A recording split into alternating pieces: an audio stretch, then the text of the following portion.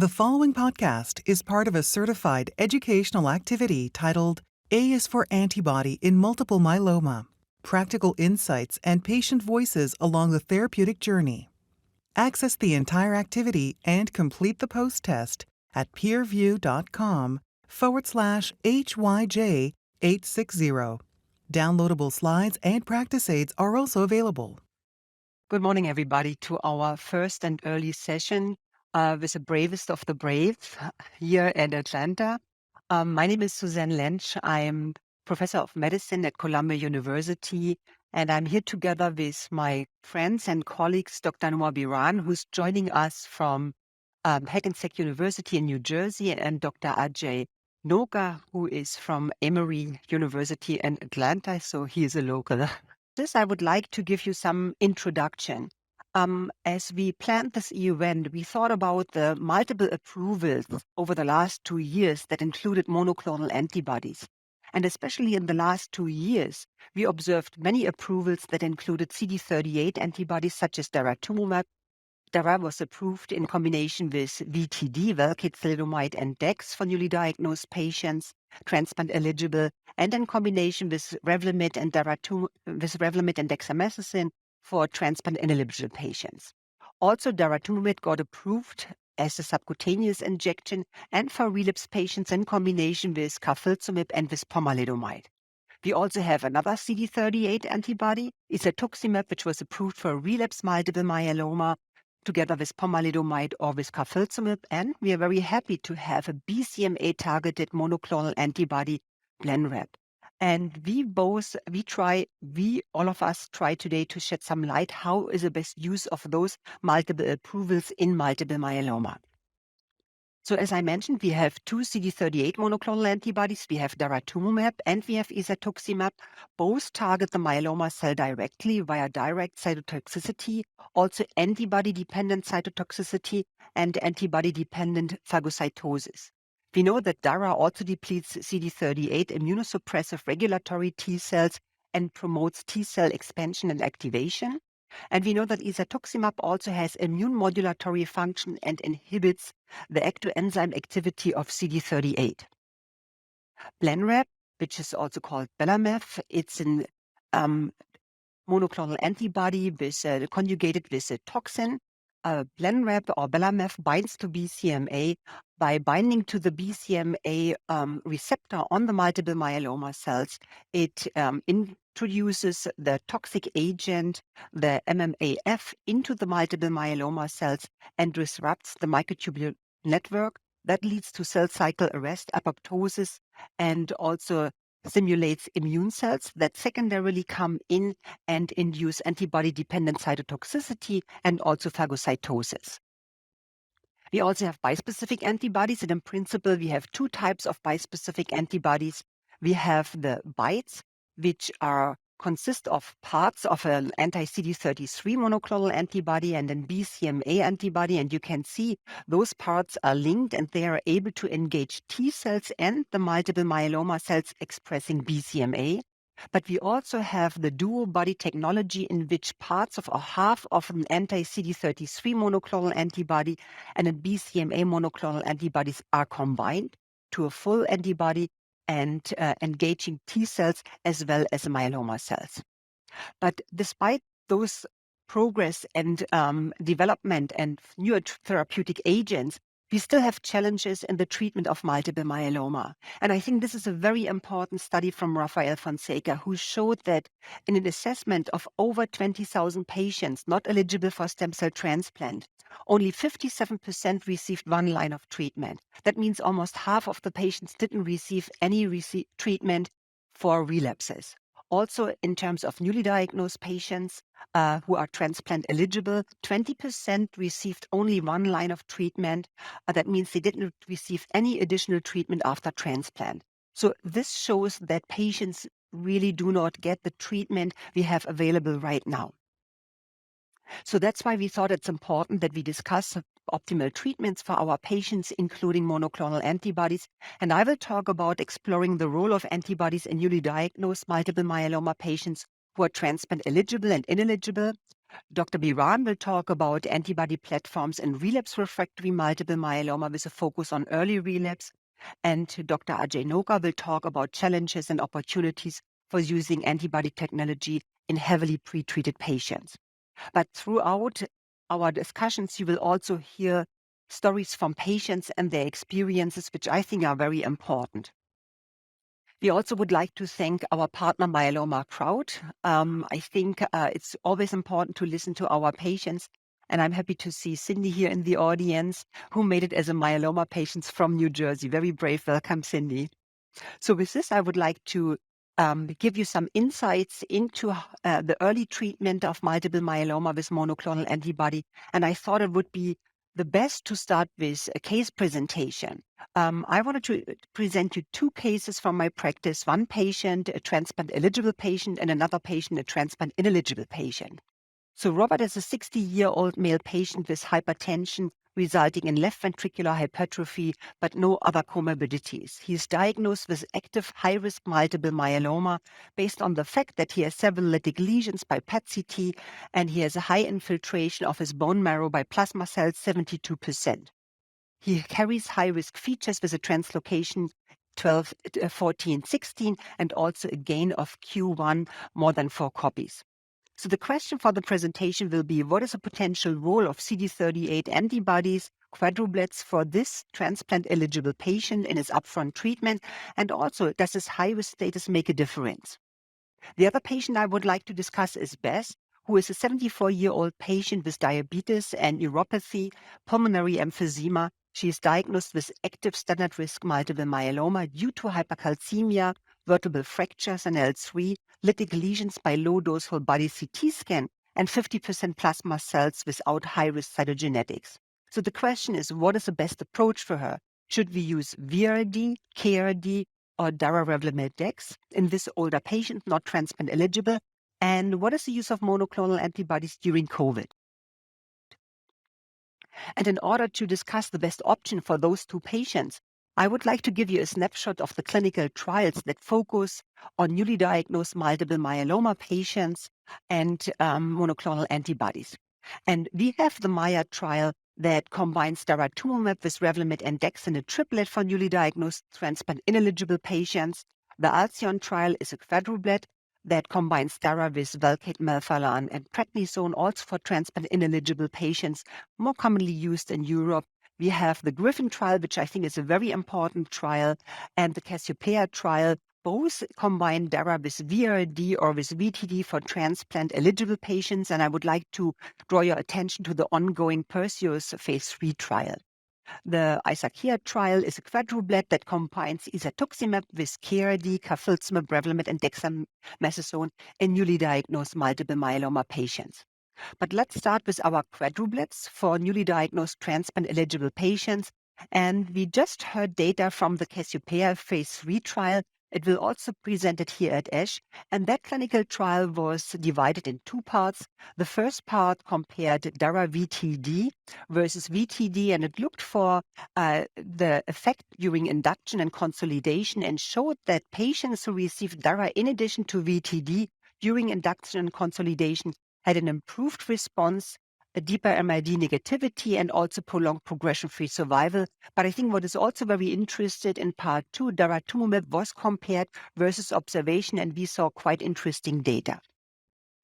You can see here with a longer follow-up that daratumumab significantly increased the progression-free survival when added to VTd. In orange, VTd, and in blue, the outcome, the progression-free survival not reached. And you also see that the overall survival is different. The median overall survival is not reached, but what you see is that the hazard ratio really favors the addition of daratumumab to VTd. I mentioned already that there was a second randomization for the maintenance part, and in this maintenance part, daratumumab was compared versus observation, and you see that there was significantly higher or better progression-free survival when dara was given in the maintenance. But I think what is quite interesting and what was a surprise for us was when we look for the subgroup analysis. You can see here that at the end we had 4 groups. One group did not receive daratumumab at all, only VTd during induction consolidation, and went on observation. Another group received DARA during the induction, no maintenance. The third group received DARA during induction and also during the maintenance. And then the fourth group received daratumumab only during the maintenance. What you appreciate here is that there's no significant difference in the progression-free survival when patients receive daratumumab at any point of their treatment. But they have a significant better progression-free survival when you compare that to patients without DARA, suggesting that patients need DARA at any point of their treatment, but not quite clear whether they need that through induction and also through maintenance. What was shown and what is expected that DARA induced better sustained MRD negativity. You can see when DARA was added after 2 years, the MRD negativity was 35% versus 18%. And also we can see that patients who achieved MRD negativity had a much better outcome. You can see the sustained 2-year MRD negativity was significantly better in prolongation of the progression-free survival. But we don't use that much VTD in the United States. I would say our preferred treatment for patients newly diagnosed is VRd, Revlimid, Velcade, and Dex. And that's why in the Griffin trial, in a phase 2 clinical trial, VRd was combined with daratumumab to see whether this is better than VRd alone. And the data you can see here show that with the addition of daratumumab to RVd, there was an increase in the complete remission rate after 2 years of maintenance from 60% to over 80%, which I think is quite impressive. Also looking for the MRD negativity after 2 years, you see that the MRD negativity rate with a 1 million threshold increases from around 15% to 35%. Also, the MRD negativity after 12 months was much higher in patients who received daratumumab in addition to Revlimid and Dex. You can see here, after 12 months, patients who received RVd had 2.9% of MRD negativity, whereas patients who had in addition DARA, we had an MRD negativity of almost 30%. Looking for the PFS, there was an increased PFS for patients when DARA was added with a very favorable hazard ratio. So what is the situation for our non-transplant patients? So you can see the NCCN guidelines give quite a number of options, as you can also see here. So what are we doing for those patients who are not transplant eligible? And I think the Maya trial really gave us good data showing that also DARA is inducing very high and prolonged progression-free survivals and overall survivals in patients when daratumumab was added to Revlimid and Dex. And you can see here the 5-year follow-up. The progression-free survival is not reached in the DARA, Revlimid, and Dex arm, whereas in the Revlimid Dex arm, it's 34.4 months. Looking for the overall survival, you can see that the Maya trial also resulted in an significant increase overall survival when DARA was added to Revlimid and Dex.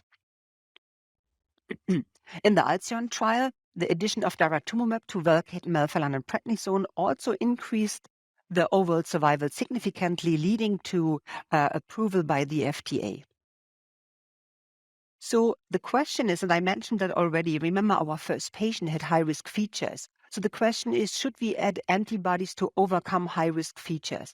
Well, we have some data from the Alcyon, Cassiopeia, and Maya trial, and you can see that in those trials, daratumumab was favorable for patients with high-risk cytogenetics. So my take-home message is that yes, in high-risk patients, I would add daratumumab to the initial treatment. So what are the take-home messages for newly diagnosed multiple myeloma patients?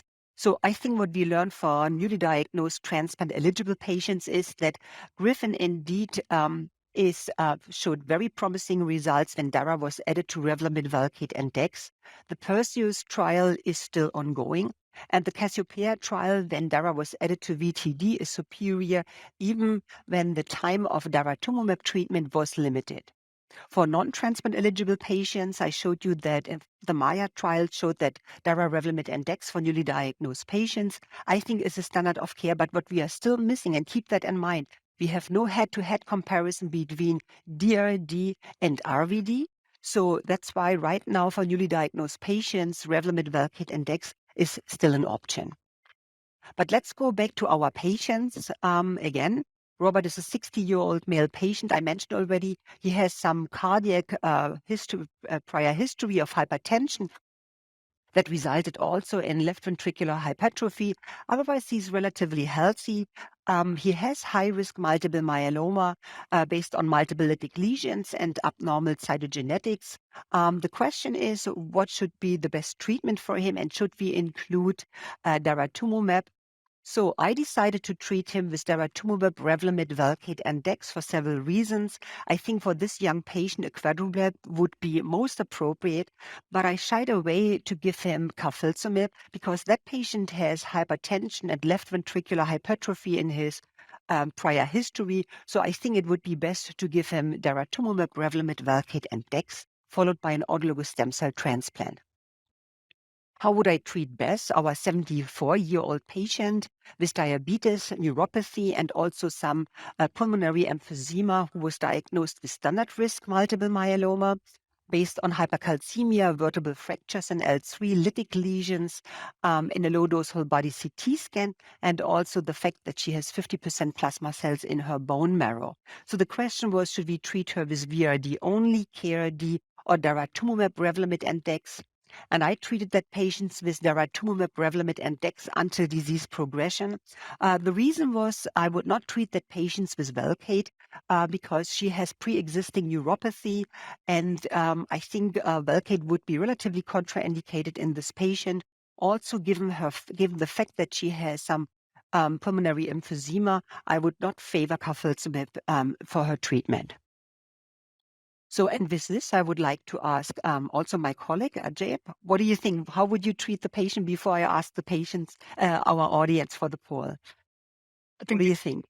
First patient is transplant eligible. Would you go with data from the Griffin trial, daratumumab, RVD? Would you be more aggressive? I absolutely agree with you, Suzanne. So in the transplant eligible patients, we have clearly seen that RVD used to be the standard of care, and data plus RVD has become the new standard of care, at least in my opinion, in delivering those depths of responses that we have always anticipated or we always wished for. So he's 60 years old, minimal comorbidities. There is no doubt for me that I'd be using data plus RVD in this specific case. Coming to Beth in the transplant ineligible patient, absolutely agree with you that the Maya trial has shown the long-term follow-up that was presented at EHA and showing that 6 years later, the 60% of the patients are still alive. In a transplant ineligible patient population, that's a big deal. And those results clearly allowed me to use data plus RD in Beth. So one question that I always struggle with is you start using data plus RD, patients achieve a stringent complete response.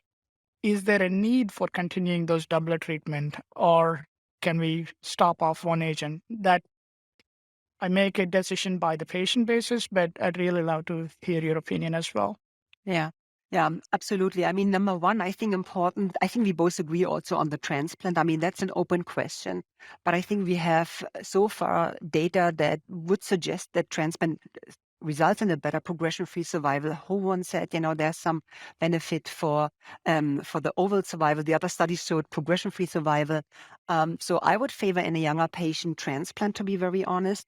Continuation of treatment, that's a question, with a Maya trial, especially given the fact that we see that patients who continue with daratumumab treatment might have an impaired response to COVID antibodies. So we really have to think about that. Do we want to stop at a certain point when patients are MRD negative, for instance, and allow them to mount an antibody response to vaccinations? I think there are a lot of open questions we have to decide really based on the situation of the patient.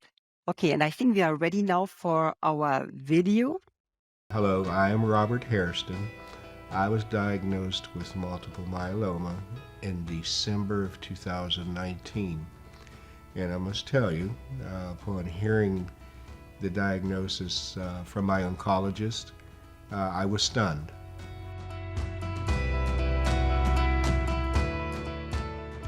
It's not so much that it wasn't working, but it was the side effects. Revlimid can take a toll on the body, as it did on mine. The fatigue, the nausea, was unbearable.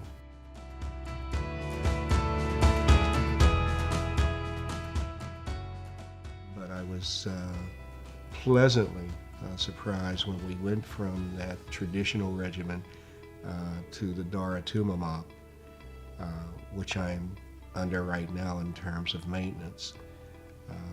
It's a totally different ball game.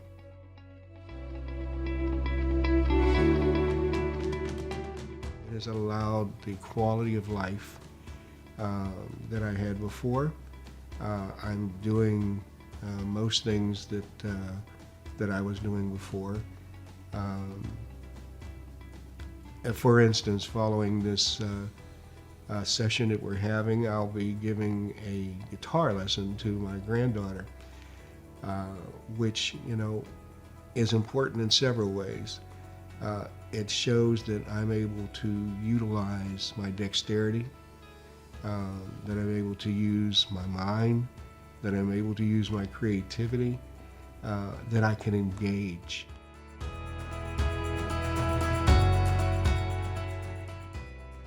So myeloma crowd and coaches can play a role in alleviating the fear that's associated with the lack of information, because I think the number one job of a coach is to provide that information, to point in a direction that would allow a patient to become educated with regards to alternatives and the future.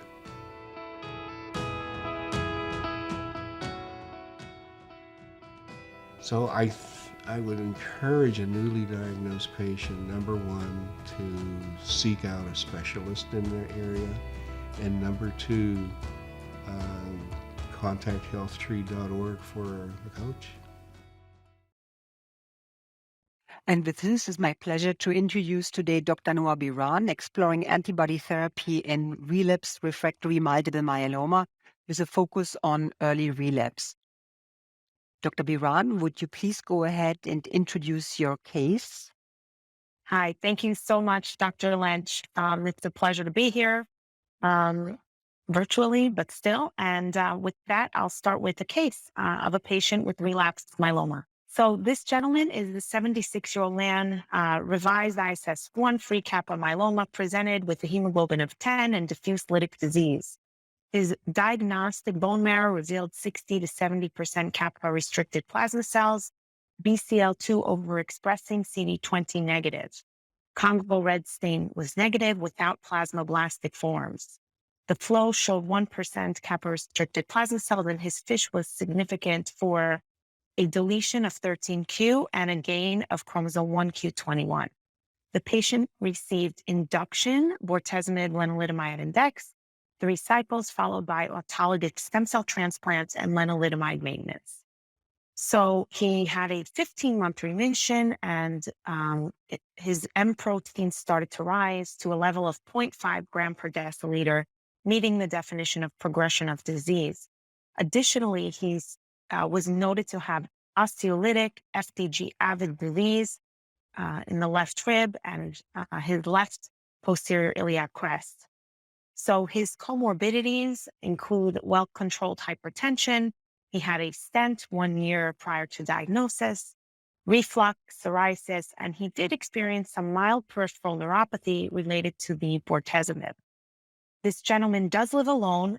He's independent, but he requests infrequent visits due to problems getting to and from your office. Okay, so we'll keep that case in mind and we'll start the presentation. And now we'll dive right into the new evidence regarding antibodies in the relapse setting in multiple myeloma. So we'll talk a little bit about principles of therapy in general for patients with relapse refractory myeloma. And we have to take many factors into account when choosing a regimen. Importantly, when did the relapse occur? Was it shortly after transplant? Was it while on therapy? How quick is the relapse occurring? Are the paraproteins slowly increasing, or is it doubling in a month, or even in shorter? What prior therapies worked? We want to know what therapies the disease was sensitive to in the past, as that may kind of affect your treatment decisions moving forward. Are there end organ symptoms? Is the patient symptomatic? Is the patient in renal failure? Also, what are the genetics of the disease? Is it a high-risk genetic? And it is important with each relapse to re-examine the genetics of the disease, as the mutations can be acquired with each relapse. The other thing is looking at the patient. What is the patient's performance status, comorbidities? What side effects do you want to avoid? Have they had intolerance to a proteasome inhibitor? Do they have underlying neuropathy? Are they high risk for neuropathy? So all of these factors are taken into account together when making treatment decisions in the relapse setting. We're lucky that we have all these treatment options. So again, look at their comorbidities, their frailty, convenience of therapy. Are they able to travel for injections? Or do they want an all-oral regimen? Maybe they rely on others for transportation to your office. So we want to know, in general, how quickly the relapse is occurring and to which therapies they were refractory. It is always better to use triplets compared to doublets in the relapse refractory setting, as the disease is heterogeneous and you want to target all the different clones. And we know that in almost all settings, even in frail patients, triplets are more effective than doublets, and at this point are fairly well tolerated. And these data are supported from many different trials, which we'll go into shortly. In addition, we have some other principles. So patients who have progressed on proteasome inhibitors such as bortezomib or ixazomib, we can restore sensitivity in specific situations with carfilzomib. Similarly, pomalidomide can restore response to lenalidomide resistance. So we want to use our more potent drugs earlier on in the relapse to achieve response in the more resistant diseases. Also, we can recycle medication. We can use therapies again when combined with novel partners. So we do see emergence of sensitivity to prior therapies on which patients have relapsed. So our goals in the early relapse setting, first and foremost, improve symptoms. We want to achieve a deep response because that translates into a long duration of response. We, in general, use our best therapies earlier because you don't know what's going to come later on, as therapies are developing rather quickly. And you also want to target the multiple clones of myeloma to reduce resistance and improve durations of remissions. Always consider clinical trials, even at earlier relapse, because patients have to be in very good condition and have excellent organ function and have slower relapse in most situations to qualify for a clinical trial. So it's always advantageous to save the FDA-approved therapies for later. So what are some of the antibodies in relapse refractory myeloma? We have data supporting the use of daratumumab with Castor and Pollux. We've established both intravenous and subcutaneous use of daratumumab in combination with IMiDs or proteasome inhibitors in early relapse. Our extended follow-up for the Pollux study showed a median PFS of not reached for D-RD compared to 17.5 months for RD. Candor and Apollo look at daratumumab in combination with carfilzomib and pomalidomide, respectively, and we'll look at some of the long-term data for that.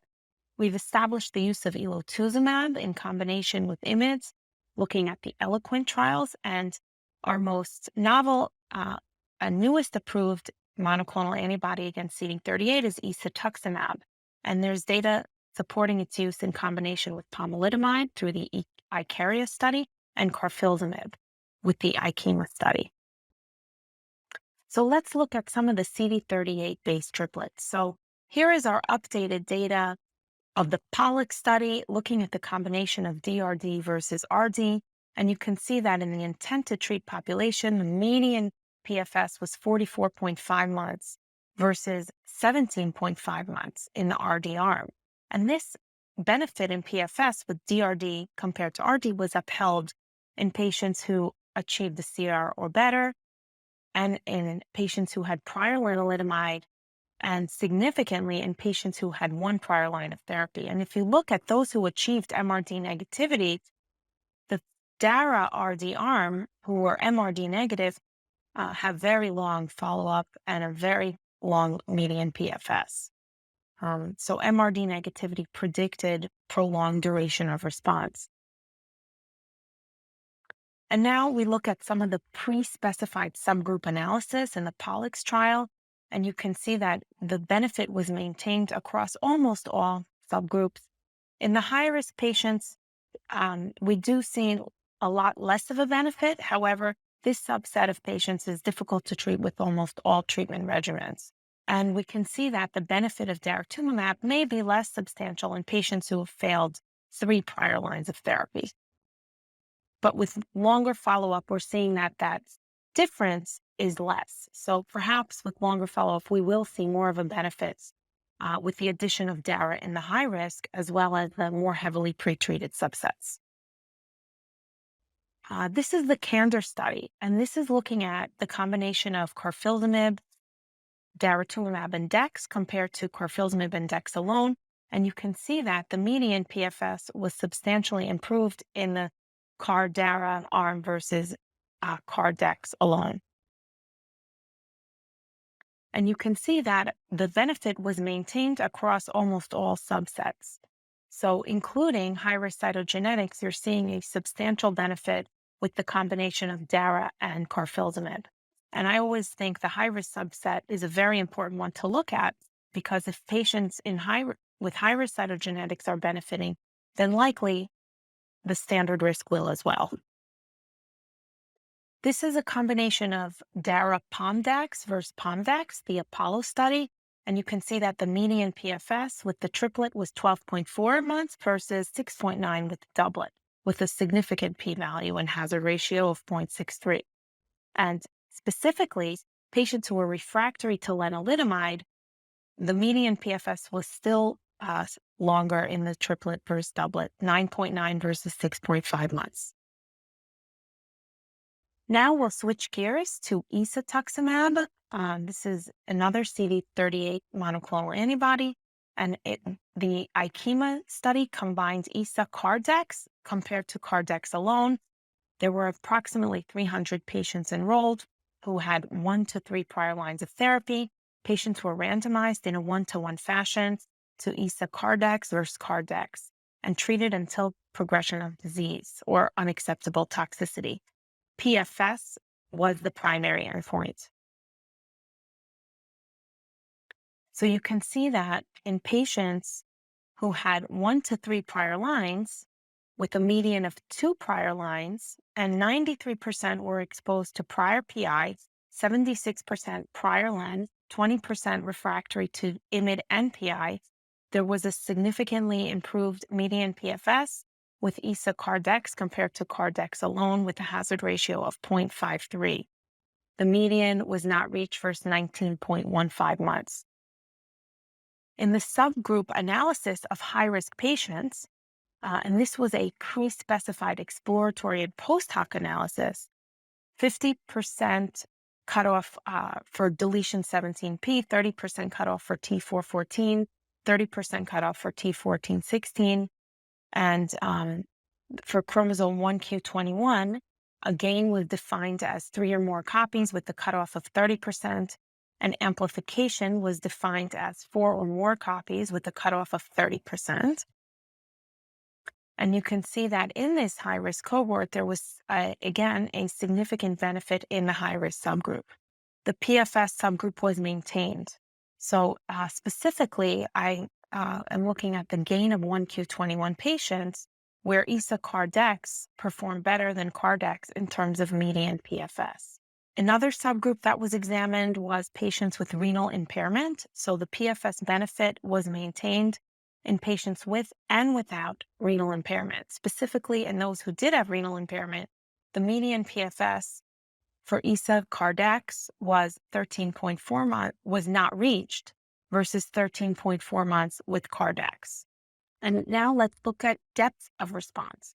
So overall response rate was similar, but when you look more carefully at rates of CR or even VGPR or better, you have an improvement with the ESA-CARDEX compared to CARDEX arm. And when we examine MRD negativity, 10 to the minus 5 by NGS, there was a significant improvement in MRD negativity rate with patients receiving ISA-Cardex versus Cardex alone. The ICARIA study was a phase 3 study examining the combination of ISA-Pomdex versus Pomdex alone in patients with relapsed myeloma who had 2 or more prior lines of therapy. They had to have a prior IMiD, or lenalidomide rather, and a proteasome inhibitor. Primary endpoint was progression-free survival. So you can see that with a prolonged follow-up, ISA-Pomdex continues to improve the median PFS. The median was 11.1 months compared to 5.8 months with Pomdex alone, and a hazard ratio of 0.599. The effect of subsequent daratumumab therapy was examined in patients who had treatment on the ICARIA study. So patients who were progressing on ISA-Pomdex had a shorter median PFS with a daratumumab-based regimen compared to patients who were progressing on Pomdex. Now, in terms of overall response rate, patients who were already ISA exposed had a reduced overall response rate with daratumumab. So 14.3% of those patients responded to monotherapy with daratumumab. However, when you combine dara with a PI IMiD or alkylating agent, that response rate doubled. So you can still achieve a response with daratumumab in patients progressing on ISA-Pomdex when you combine the daratumumab with another agent. I think that's an interesting thing to note. So regarding antibodies, in general, these regimens in combination with IMiDs or proteasome inhibitors have been very well tolerated. We do need to watch for hypogammaglobulinemia. We do use prophylactic IV immunoglobulin in a subset of patients, particularly in those who have 3 or more antibiotic-requiring infections a year, or in anyone who's had a hospitalization or life-threatening bacterial or viral infection. Infections need to be treated proactively. The use of subcutaneous dara has reduced severe infusion-related reactions and chair time. Cytopenias, we need to watch. They occur more commonly in combination with pomalidomide compared to with proteasome inhibitor backbone, and particularly in the first 2 or even 3 months of therapy. We'll talk briefly about some small molecule inhibitors and drugs with novel mechanism of actions that are evaluated in the relapse setting. So the Bellini study examines the combination of venetoclax, bortezomib dex versus bortezomib dex. You can see that in the T1114 positive patients, we see a higher response rate in the venetoclax group. And high BCL2 expression also is a biomarker for response with venetoclax.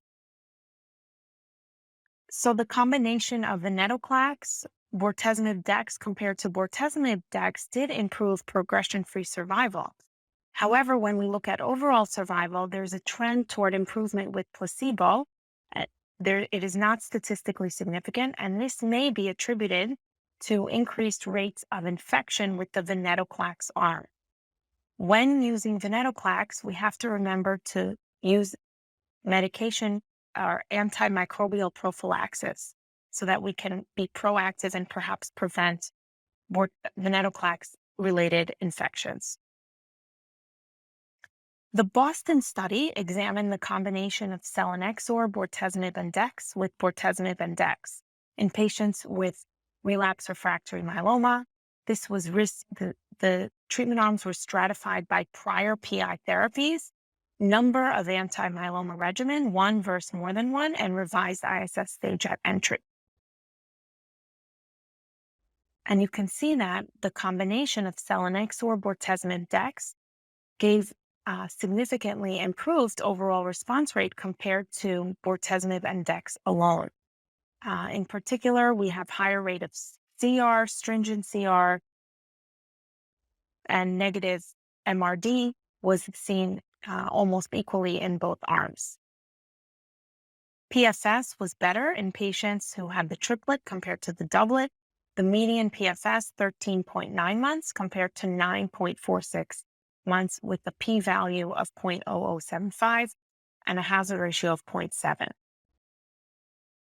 There are many recent phase 3 trials in relapse refractory myeloma that have a control arm of a doublet versus an experimental arm of a triplet. And you can see that across all of these trials, we see an improvement in the triplet compared to the doublet.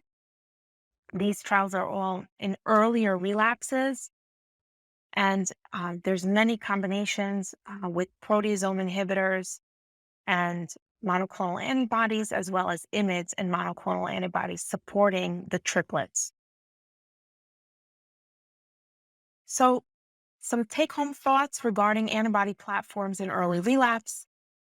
Antibodies used in combination with IMiDs and/or PIs have shown deep remissions and durable responses in patients who have not been exposed to prior CD38 antibodies.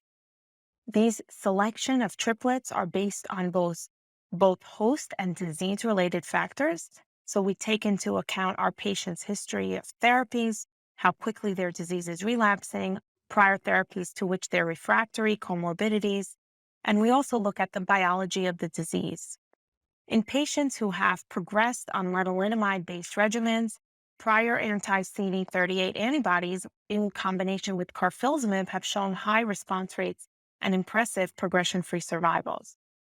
In addition, when we use CD38 therapies on patients who have progressed on prior CD38 therapy, monotherapy has not demonstrated durable responses, but perhaps if we use these antibodies in combination with other agents, we have the potential of demonstrating some response.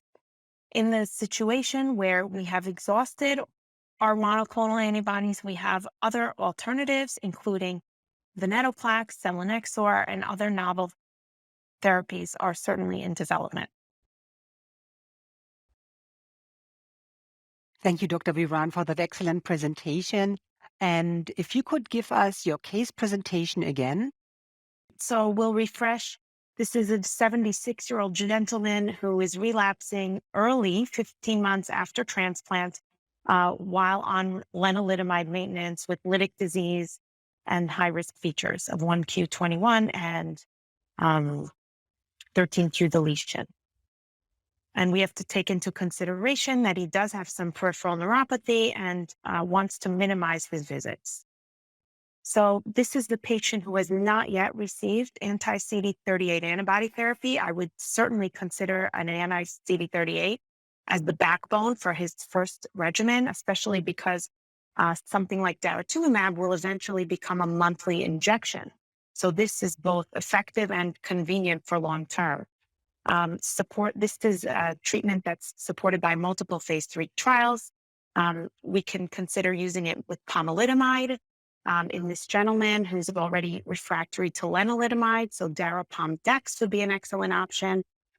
Additionally, we could consider daracardex. Does have a slightly better signal in high risk, but this gentleman is already above the age of 75 with a cardiac comorbidity, relatively recent stent. So we have to consider the cardiac toxicity when we use this regimen. So I would certainly propose a CD38 platform as the optimal choice for our patients. We can hear Cindy's story. Yeah, thank you so much. And let's hear Cindy's story. Thank you. Thank you. My name is Cindy Brown. I was diagnosed with multiple myeloma about 7.5 years ago. I had all kinds of testing which showed very, very extensive myeloma. About 80% of my bone marrow was sick, so I very quickly was started on the traditional RVd therapy and responded well to that.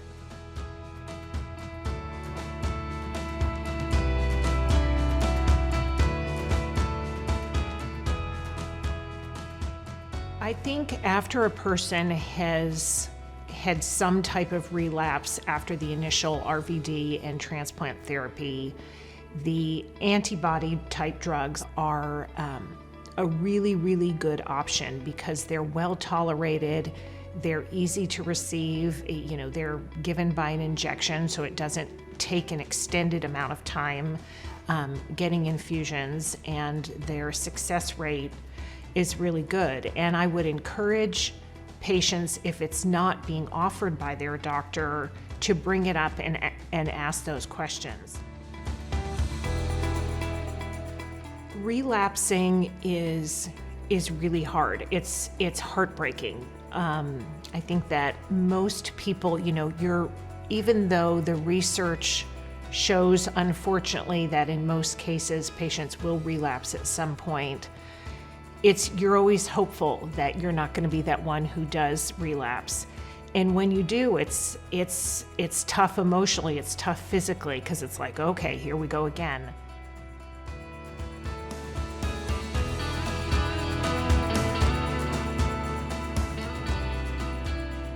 And additionally, Myeloma Crowd and Health Tree is such a phenomenal resource because there's so much information on that site answering those questions. And for people who may not be as comfortable asking questions of their doctors and advocating for themselves, or just are kind of lost, the myeloma coaching program is amazing because there are patients like myself who are coaches, and there are caregivers and people on there that will talk to you one-on-one and help you figure out, what questions you need to ask and who you should talk to, and resources you can use. I would encourage everybody who's newer on the journey to find a coach and use them as a resource to help them, make sure that they're getting the best care possible.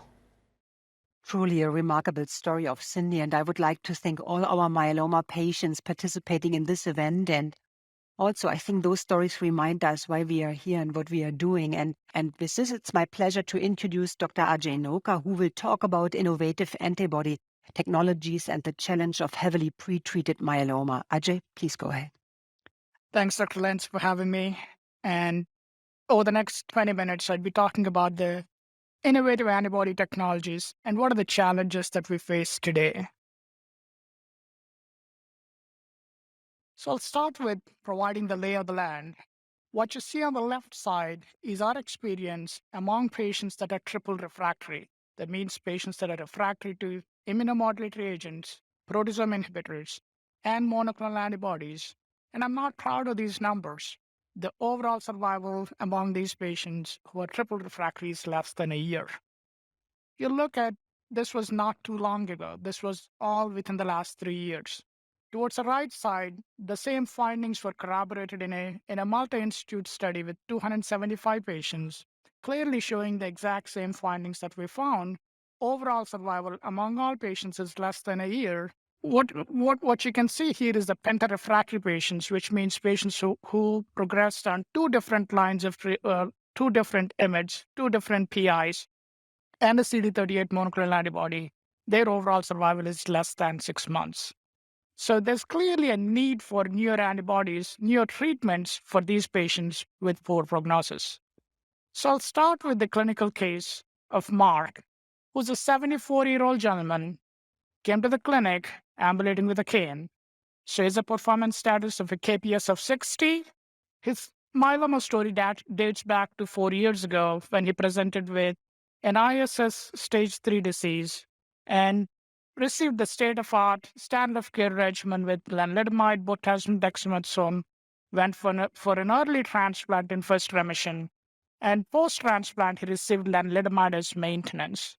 Unfortunately, 18 months later, he started having evidence of progression. Based on the discussion, a shared decision-making with the patient, we initiated carfilzomab and dexamethasone for Mark. And the benefit, even though he tolerated the drugs very well, the benefit was not too long. It was around 10 months of benefit that we got, and he started progressing at this time and was started on an antibody-based regimen, just like how you heard from Dr. Bren. The daratumumab, pomalidomide, and dexamethasone was the next line of treatment, and he attained a stringent complete response, raising my hopes that he would stay in remission for a much longer period. Unfortunately, 8 months later, he started progressing. Now here's a biochemical progression. Here's a measurable disease with a paraprotein of 0.72 gram per deciliter, free light change for slightly over 130 milligram per liter.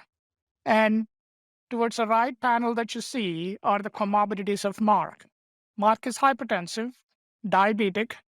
He has a BMI of greater than 35, baseline chronic kidney disease with a CKD stage 3. He has a grade 2 peripheral neuropathy, more likely from the Velcade that he got as the initial induction therapy. So now his labs show that he's anemic. His hemoglobin was 9.4. As expected, his baseline creatinine was between 1.4 and 1.5. He had a bone marrow biopsy showing that he had 20% plasma cells and has a hyperdeployed karyotype. Now, with all this history of taking the comorbidities, putting all the principles that Dr. Beren alluded to before, what treatment would you choose as the next step for this patient? Clinical trial with the bispecific antibodies, BCMA-targeted antibody-drug conjugate, which is belantamab, BCMA-targeted CAR-T, or re-exposure to a doublet like carfilzomib or dexamethasone. We'll come back to this case, but let's start with the data that is supporting all the options that you have.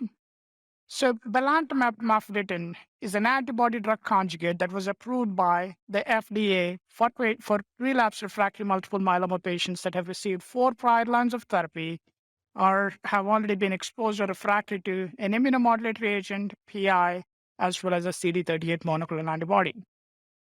EMA also had approval, except that the approval did not include the prior lines of therapy. So this approval was based on the overall response rate that you could see towards the right panel. The overall response rate is 31%. And these responses are very deep. Like as you can see, the VGPR rates are significantly higher at doses of 2.5 milligram per kilogram that were shown in the DREAM2 trial. So safety data was very adequate with longer follow-up, and this led to the approval of the drug for relapsed refractory myeloma patients.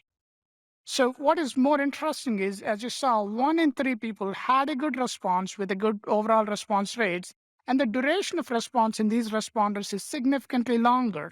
So median duration of response is close to 12 months among these patients.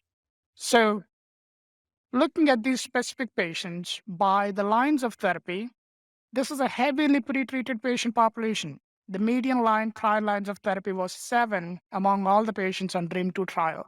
So if you split them by patients who were less refractory with 3 to 6 prior lines of therapy versus more than 7 prior lines of therapy, as anticipated or as expected and as seen in the other trials, your response rates are much higher for patients who had received lesser prior lines of therapy, which led to the evaluation of belantamab as earlier line of therapy in combination with bortezomib and dexamethasone.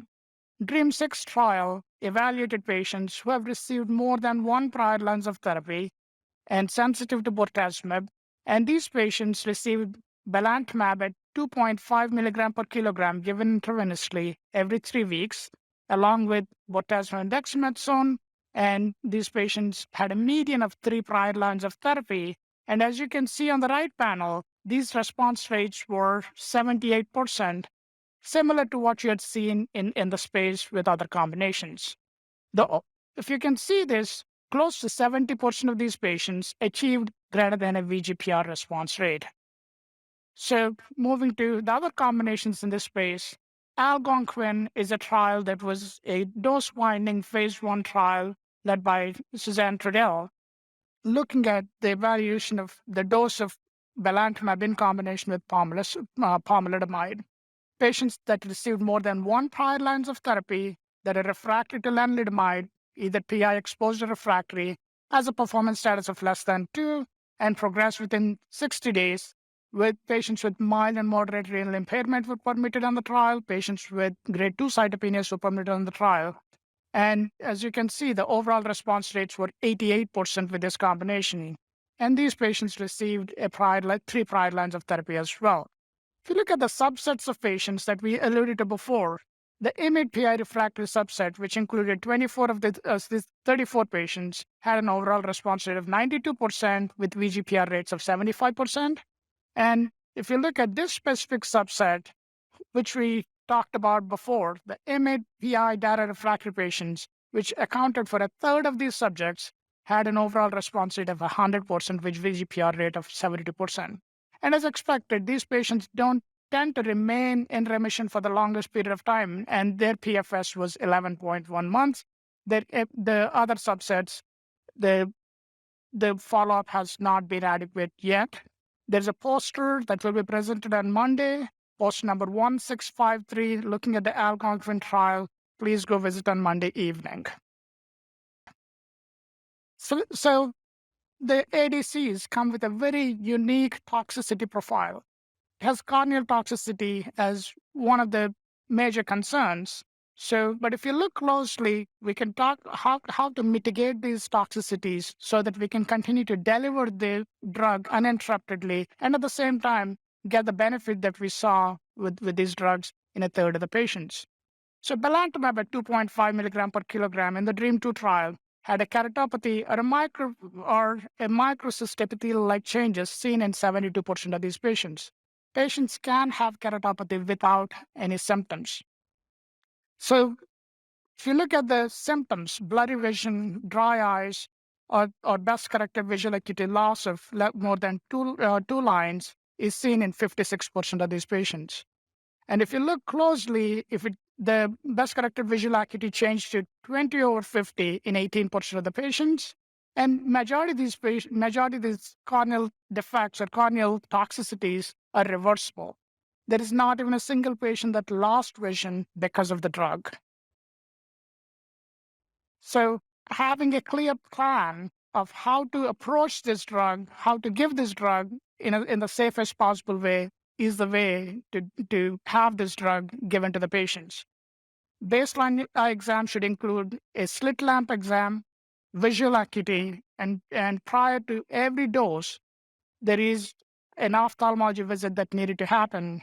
And prior to the first dose, second dose, and using the preservative-free lubricant drops at least 4 times daily, starting with the first infusion until the end of the treatment is essential. There have been a trial that was initially done looking at the benefit of using the steroid eye drops. It did not show any benefit as well. So why do we need those exams? So if you look at the grading of the toxicities, grading of these corneal toxicities, the modifications that you can make based on these toxicities would help us to minimize the toxicities. So grade 1 includes mild superficial keratopathy, change in the best corrected visual acuity, a decline from the baseline up to first line on the Snellens. With a grade 1 toxicity, you don't need any dose modifications, continue with the treatment at the current dose. If you look at the grade 2, the corneal exam findings may include moderate superficial keratopathy. There's a change in the best corrected visual acuity, a decline from the baseline of the second and third lines of the Snellen visual charts, and no worse than 20/200. When there is a grade 2 toxicity, holding belantamab until improvement in both the corneal exam findings, and change in the BCVA to grade 1 or better, and resuming at the same dose is recommended. These are slightly different for grade 3 and grade 4 toxicities. If you look at the grade 3 toxicity, which includes severe superficial keratopathy and change in the BCVA, a decline from baseline to 3 lines on the Snellen's visual acuity, and not worse than 20/200. In such case, withholding belantamab until improvement in both the corneal exam findings and change in BCVA to grade 1 or better, and resuming at a dose level below what is given. For grade 4 toxicities, where there is a corneal epithelial defect or the Snellen's visual acuity is worse than 20/200, considering permanent discontinuation is an absolute it is reasonable alternative. If patient is responding very well, delaying the dose to a later time when all the toxicities resolve and reducing at a reduced dose and initiating at a reduced dose is an alternative as well. So clear strategy, a clear plan, a clear communication with an oncologist, an ophthalmologist, and a patient is really necessary for giving this drug in the most safest way possible. Patients should have increased vigilance for potential treatment-related ocular toxicities and notifying the providers as early as possible so that appropriate dose modifications are made. So the REMS program, which is the risk mitigation program implemented by the FDA, requires the patient assessments managed by the eye specialists and oncologists. And this is a steep learning curve. It took us almost 4 or 5 months for us to get used to working with an ophthalmologist, who I never had in my career to work with an ophthalmologist. But now, when there's a need and it is benefiting a patient, absolutely we do this collaboration. And during the ophthalmologic exam, grading of the ocular toxicities should be conducted to allow the oncologist to determine the most appropriate dosing schedule, as I talked about earlier. So initial exam is intended to assess the patient's baseline ocular health. And again, as we talked about, the key is to stay top on the toxicities so that it would allow for us to provide the adequate management. So take-home message, it's an off-the-shelf BCMA targeted option. That's the only FDA approved off-the-target option available at this time. It can be given every 3 weeks with minimal toxicities. I would say the ocular toxicities are the ones that need a closer vigilance, and these can be managed appropriately as long as there is clear vigilance from all the 3 parties that are involved in here. So if infusion reactions may occur, there is no pre-medications are recommended unless treatment emergent events happen. So shifting gears to the bispecific antibodies. So bispecific antibodies have a dual antigen specificity, as Dr. Lenz alluded to before, using a antigen that is CD3 with a target antigen that is expressed by the tumor, and in this case it is BCMA, and redirecting the T cells towards the lysis of the myeloma cells. So these are 2 different concepts, 2 different technologies that are in place. The bispecific T cell engagers as a DuoBody technology, and with the sole goal of redirecting the T cells to help with the lysis of the myeloma cell. Majestic-1 has evaluated Teclistamab, which is a BCMA targeting and CD3 targeting bispecific IgG4 antibody. And this has been evaluated in this phase 1 and phase 2 trial in patients greater than age 18 with measurable disease exposed to a PI, imidine, and CD38 antibody were allowed to enter the study. A total of 159 patients were enrolled in this study in the phase 2 portion, and with an overall response rate of close to 65%, with greater than VGPR response rates of 60%. As you can see on the right side, the recommended phase 2 dosing among 26 patients, the swimmer plots clearly show that these are long, durable remissions that continue to occur. And there is an oral presentation with the updated results by Dr. Moreau on Monday evening. Please don't miss these presentations. Elranatamab, this is the other BCMA and CD3-directed monoclonal antibody with bispecific T-cell engager. This is presented at ASCO of 2021 among 30 patients. The response rates are similar to what you saw with the Teclistamab. Overall response rate is close to 70%. CR or stringent complete response rates were seen in close to 30% of these patients. One of these cohorts had allowed for patients who had received a prior BCMA-directed therapy like an ADC. And among these 4 patients, 3 of them responded, 2 with a VGPR and 1 with a stringent complete response. That cohort is continuing to enroll.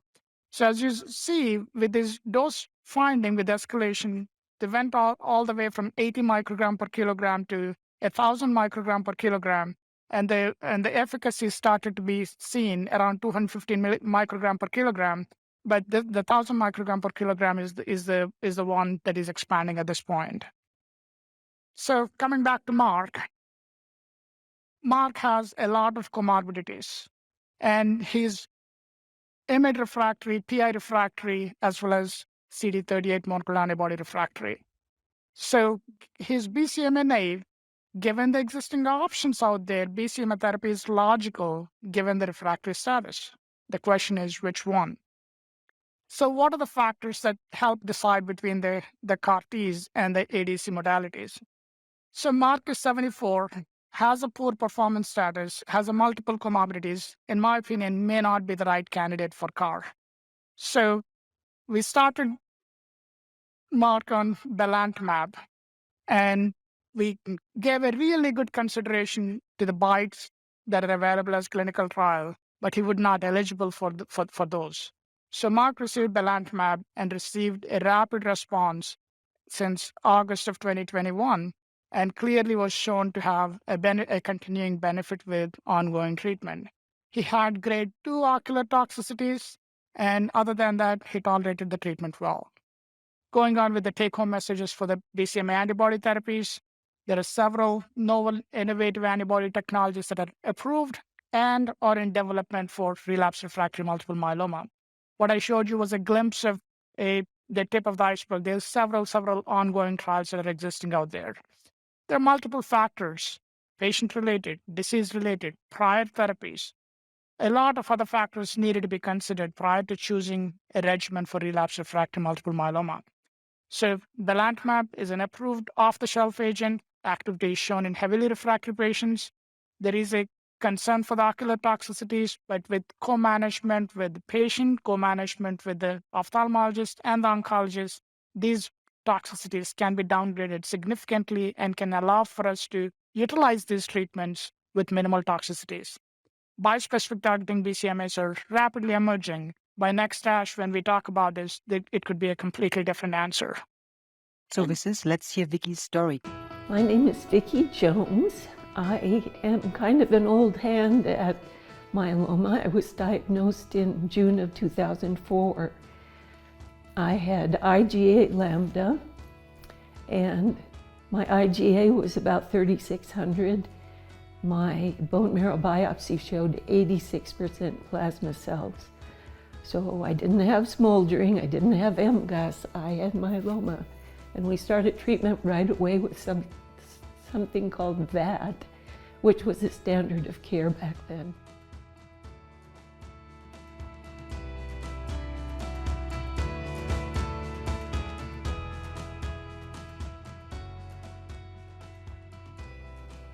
That's pretty much what we did for 17 years. Every regimen that we tried worked for me, worked quickly, but nothing ever put me into a complete remission.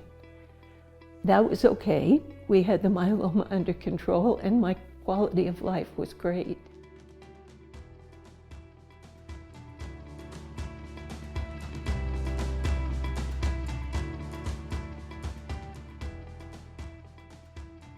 So I went to my doctor with that in mind, and it turned out his first choice was belamaf.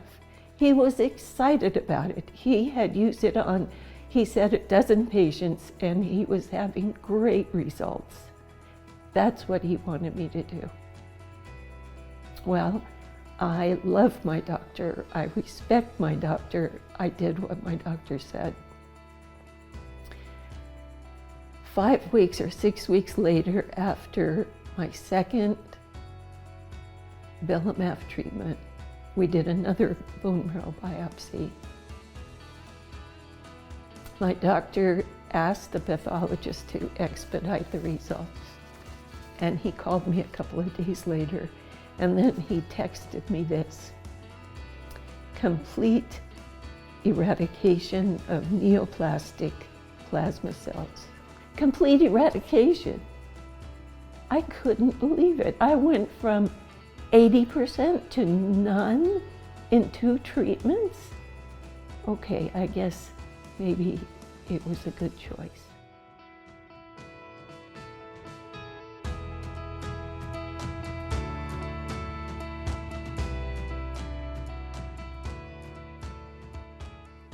If you can find somebody to talk to who's been through it, someone to ask questions of, compare notes with, it makes all the difference in the world. And that's why I'm a myeloma coach. Talk to coaches, look at your options. There are a lot of choices out there. You can do this. Wow, what a story. And 20 years of multiple myeloma, I think that speaks for itself. And we want to use the last final 8 minutes to answer some questions. And let me start with Ajay. Ajay, 2 questions for you concerning Blenrep. Number 1 is, do you really think we can use it in clinical practice? Are the side effects manageable? I mean, I treated some patients and both had good responses, but both had to stop due to toxicity. That's number 1. And number 2, as a single agent, the response rate is not that high. What do you think? Would there be another partner, that we could combine? Blenrep studies are ongoing. Maybe you can comment on this too. Absolutely. Those are really practical issues that happen. So number 1, why Balamath? We've seen the benefit among patients that are triple refractory. 1 in 3 people will respond, but these responses are durable. These responses last beyond what is expected in terms of the life expectancy at that time. So now we never wavered away from a toxicity in all of myeloma treatments. So we dealt with the toxicity with neuropathy with bortezomib. We dealt with the toxicity with heart failure from carfilzomib. So how to manage this toxicity is how I view this. So it was a steep learning curve for us. Like the initial time, we were just thinking how to manage this. I never spoke to an ophthalmologist in my oncology career. Now I had to make new friends. And now they accommodate the patient schedule in such a way because this is given once a 3-week infusion. And if I'm bringing the patient twice, once to see the ophthalmologist and once to see myself, it is defeating the purpose. So we try to manage them in a way that the patient sees the ophthalmologist in first, comes with the grading and the evaluation, comes to us so that I do have the exam ready. And what I really want to highlight is if we are stopping because of a toxicity, the responses still continue to maintain. So that was what we had seen in our experience. That's what we had seen in experiences at other centers as well. But working to modify those dosings, and this is dose dependent, going down a dose is absolutely fine and can be given with lesser toxicity. So where I see the future is the combination treatments. Since the ocular toxicities are dose dependent, if we can go for a lesser dose of belantamab in combination with a partner, we've evaluated in combination with bortezomib in the early relapse setting. We've evaluated in combination with pomalidomide. There is data that is just slowly flowing out that is showing that these are feasible and able to give us good responses. And in the future, I'm seeing these in combination treatments at a lesser dose so that can mitigate the toxicities. And I completely agree. I treated patients, and initially it's a little bit cumbersome to build up relation with an ophthalmologist. But once you have that, I actually like to give Blenrep because it's relatively easy to give as an outpatient. There's no fear of CRS, etc. So it has some benefits. I have a question for Dr. Biran. I hope she's still with us. Noah, can you hear us? I am here, yes. Okay, cool. Cool. Two questions for you. Number 1, and I think we have a couple more minutes of time. So would you ever treat frail patients with a doublet? And then number 2, what about would you generally avoid carfilzomib when patients have cardiac comorbidities? So number 1, doublets. And then number 2, what about carfilzomib with cardiac comorbidities? So number 1, I think it depends on your goal. And if you have a low risk patient who's relapsing on no maintenance, has had no maintenance therapy, older patient, certainly you can justify giving, pomalidomide and dexamethasone. But we've seen in many studies, even in frail patients, that they do tolerate triplets. And I would really advocate trying to add that triplet. And the monoclonal antibodies really help us to give our frail patients triplet therapy. Darolutamide and dex is very well tolerated in my experience, even in frail patients. And sometimes what we end up doing is pushing it as much as possible and maybe dropping the IMiD later in the disease, later in cycle of therapy, or dose reducing the IMiD, because I find that the IMiDs can be more difficult to tolerate in frail patients on a chronic basis compared to the monoclonal antibodies. So I would recommend, even in frail patients, trying to use triplet-based therapy. And then the second question was the use of carfilzomib. So we know in patients with cardiac comorbidities, so we know that the rate of cardiac or shortness of breath in general due to carfilzomib is about 3%, can be higher in patients that have risk factors. So what are the risk factors? Age over 75, uncontrolled hypertension, recent MI, and what I interpret that to be is in the last 6 months, severe cardiac event. If you reduce the hydration when you administer the carfilzomib, maybe the purpose of the hydration is really to prevent tumor lysis. So if you have a patient who has not a high burden of disease, you could potentially eliminate the hydration.